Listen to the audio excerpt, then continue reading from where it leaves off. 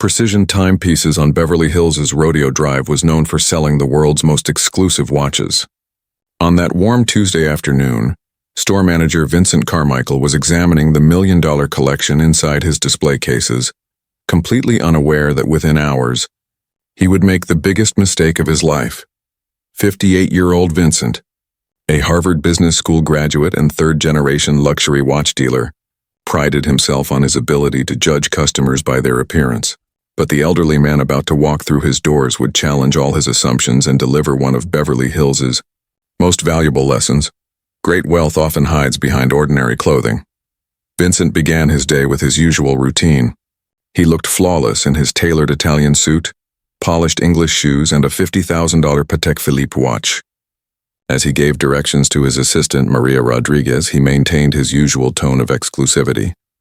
"Maria, we must be cautious when selecting customers. Watches at this level aren't meant for everyone," he said. Maria, a 26-year-old Latina with a psychology degree from UCLA, didn't agree with her boss's elitist views but stayed quiet. She needed the job to pay off her student loans. "I understand, Mr. Carmichael," she replied. The display cases truly held rare and expensive pieces, a $2.8 million Patek Philippe, a $1.7 million Richard Mille, and Vincent's prized possession, a $3.2 million Paul Newman Rolex Daytona. Only 3 of these had ever been made, and this one came directly from Paul Newman's personal collection. Vincent treated it as the store's crown jewel, reserved only for their most distinguished clients. At 2:30 p.m., the door opened. The man who entered didn't fit the image of Vincent's ideal customer. He appeared to be around 75 years old, dressed in faded Levi's jeans, a gray t-shirt, and worn Converse sneakers. Behind his thick glasses were sharp, observant eyes scanning the room. Vincent glanced at him and instantly labeled him as a typical curious tourist. What he didn't realize was that this unassuming visitor was John Michael Osbourne, known globally as Ozzy Osbourne, and he had $5 million ready to spend on a gift for Sharon's 74th birthday.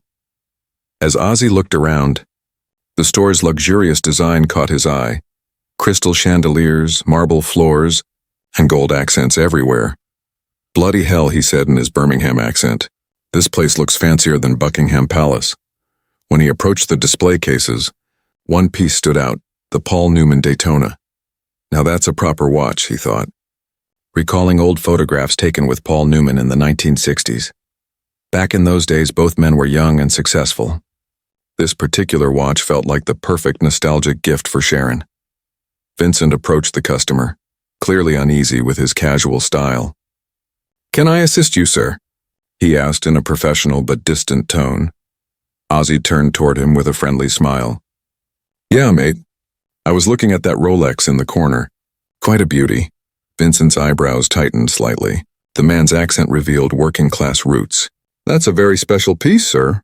Perhaps you'd be more interested in something a little more accessible," Vincent replied. Ozzy's curiosity was piqued. "Accessible? And what makes this one so special, then?" Vincent smiled to himself. Customers like this usually left once they heard the price. "This is a 1968 Paul Newman Rolex Daytona, sir. Only 3 were ever made, and this one came directly from Paul Newman's personal collection." He intentionally avoided mentioning the price. "Paul Newman, huh?" Ozzy said with genuine interest. "Great actor. Met him a few times in the 70s, wonderful guy. What's the price?" Vincent was taken aback. Claiming to have met Paul Newman was unusual. "The price is $3.2 million, sir. Plus tax, of course." Ozzy showed no sign of surprise. "Seems fair for a watch like that," he said calmly. "Mind if I take a closer look?" Vincent hesitated for a moment, then followed protocol and carefully removed the watch from the display. His assistant, Maria, observed the situation with quiet curiosity. Normally, customers walked away after hearing such a figure, but this older man seemed different. She noticed a faint tremor in his hands, perhaps from age, though that small tremor would soon lead to a $3.2 million mistake. When Ozzy held the watch, he immediately felt its weight, the mark of real craftsmanship. "Now this is quality," he said, rotating it gently in his hands. "Beautiful piece. Sharon would love it. It's our 42nd wedding anniversary next month." Vincent straightened up. A 42-year marriage was notable. Perhaps this man was different than he first assumed. Your wife enjoys fine watches? He asked, his tone slightly warmer. Ozzy chuckled. Oh, mate. Sharon appreciates everything fine. Houses, cars, jewelry. She's got expensive taste, that woman. But she's worth every penny, Maria smiled quietly, noticing the genuine affection in his words. As Ozzy continued to examine the watch, he added, You know, I bought my first Rolex in 1972. Cost me 500 quid back then. Now look at these prices. Vincent's interest grew. $500 was significant money in 1972. And what line of work are you in, sir? He asked. Ozzy answered modestly. Entertainment industry. Mostly retired now. Sharon keeps me busy with her honey-do lists. While Ozzy held the watch, a sudden hand spasm, caused by Parkinson's disease, made it slip. The watch fell to the marble floor. Pieces of glass shattered everywhere. Paul Newman's signed dial split in two, and the mechanism scattered. Vincent's scream echoed across the store. What have you done? His face reddened, veins visible. That was a $3.2 million watch. Do you understand what you've just destroyed? Ozzy remained calm. I'm terribly sorry, mate. My hand slipped. I'll cover the damages, of course. Vincent's anger surged. Cover the damages?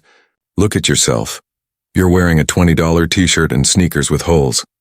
This watch costs more than you'll earn in 10 lifetimes, Vincent snapped. Other customers in the store, an elderly Japanese collector and a young tech billionaire, watched the scene in disbelief. Maria looked on in horror at her boss's behavior. Vincent had completely lost control. How did you even get in here? This is Beverly Hills, not a thrift store. People like you shouldn't be allowed in places like this, he barked. A familiar glint appeared in Ozzy's eyes, the calm composure of 50 years of stage experience showing through. People like me? He asked, still calm but with a subtle edge. And what exactly do you mean by that, mate? Vincent pressed further. Look at your clothes, your shoes. You probably don't even have $500 to your name. This is ridiculous. I'm calling security. Vincent tried to regain his composure. Mr. Osbourne, this experience has been educational, he said, almost shamefully. Ozzy placed a hand on Vincent's shoulder. Good. Learning never stops, mate. And Vincent, next time someone walks into your store, remember, you never know who they might be. Hiroshi spoke respectfully. In Japan, we say, never judge a book by its cover. Ozzy nodded. Wise words. Your culture understands respect. Jake found the courage to ask, Mr. Osbourne, can I ask you something? How do you stay so humble with all your success? Ozzy thought for a moment. Son, success is temporary. Character is permanent. Money comes and goes, but how you treat people stays with you forever. Everyone in the store felt the weight of his words. Vincent spoke, his voice filled with remorse. Mr. Osbourne, I owe you a sincere apology. Ozzy raised his hand. Apology accepted, mate. But promise me one thing. Treat everyone who walks through that door with the same respect you'd show me. Vincent nodded determinedly. Absolutely, sir. This will change how I do business. Ozzy then looked at the broken watch pieces on the floor. Keep those pieces. Frame them. Put a sign underneath, the day we learn not to judge by appearances. Maria's face lit up. That's actually a great idea, Jake added excitedly. This should become like a landmark or something. Ozzy smiled. Just remember the lesson, not the money involved. He then turned to Vincent, serious. And Vincent, that young lady Maria, she has more class than half your usual customers. Treat her well. Maria's eyes filled with tears. Thank you, Mr. Osbourne, she said, her voice trembling. As Ozzy prepared to leave, he added one last thought. Vincent, mate, I've been rich and I've been poor. Rich is better, but it doesn't make you a better person. How you treat people when they can't do anything for you. That's who you really are.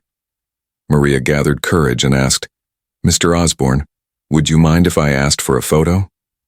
Ozzy replied warmly, Of course, love. But let's get Vincent in there too. This is his learning moment. Vincent was surprised. You want me in the photo? After how I treated you? Ozzy nodded firmly. That's exactly why, mate. Everyone deserves a second chance. After the photo was taken, Ozzy checked his watch. Better get home before Sharon wonders where I've been. She has a sixth sense about my shopping trips, he said, laughing. Hiroshi spoke respectfully. Please give my regards to Mrs. Osbourne. Ozzy replied, Will do, mate. She'll get a kick out of this story. Jake asked curiously, Are you going to tell her you spent $4 million by accident? Ozzy thought for a moment. Son, you obviously don't know Sharon Osbourne. She'll find out before I even get home. Everyone burst into laughter. As he walked toward the door, Ozzy turned for one last look. The store felt completely different. Vincent's arrogance had been replaced by genuine curiosity. Maria was confidently assisting customers. Jake was still in awe. And Hiroshi was on the phone, sharing the story with friends in Tokyo. Remember, folks, said Ozzy, his familiar stage authority in his voice. We're all just people trying to get through life. Some of us just wear fancier clothes while doing it. As he walked out, he left behind not just a broken watch, but lives changed forever. From that day forward, Vincent implemented a new rule in his store. Treat everyone like they could be Ozzy Osbourne. The broken watch pieces were framed and hung on the wall with the inscription, "The day we learned appearances deceive." Maria was promoted that same week and placed in charge of customer service. That evening, Ozzy returned home and told Sharon what had happened. She was first shocked, then laughed. Ozzy Osbourne, only you could accidentally break a $3.2 million watch and turn it into a life lesson, she said. Sharon didn't stop there. That night, she sent Vincent a special card. Thank you for treating my husband fairly in the end. Second chances matter. We all make mistakes, but not everyone learns from them. Sharon Osbourne. A week later, the story became the most famous incident in Beverly Hills. Other luxury store owners began adopting Vincent's new approach. Ozzy still walks around in his old t-shirts, but now everyone in Beverly Hills recognizes him, and more importantly, treats everyone as they would treat Ozzy, because appearances can deceive but character never does. And sometimes the biggest lessons come from the most expensive mistakes. At that moment, the Japanese collector, Hiroshi Tanaka, spoke up politely. Excuse me, but this behavior is highly unprofessional. Vincent turned to him. Mr. Tanaka, I apologize. This person clearly doesn't belong here. Ozzy then reached for his wallet, an old worn leather wallet. Vincent smirked triumphantly. See? Probably has food stamps in there, he muttered. But what Ozzy pulled out left Vincent speechless. A jet black J.P. Morgan Chase private bank card, issued only to clients with a net worth over $25 million. Vincent froze. This can't be real, he stammered. Ozzy placed the card on the counter. Check it if you want, mate. No limit on this one. Maria stepped closer to inspect it. Mr. Carmichael, this is a real J.P. Morgan reserve card. And the name is John M. Osbourne, she said. Vincent's hand trembled as he held the cold metal card. These were only given to ultra-high net worth individuals. Mr. Osbourne, he said shakily, what industry did you say you were in? Ozzy smiled his familiar mischievous grin. Entertainment, mate. Music specifically. Ever heard of Black Sabbath?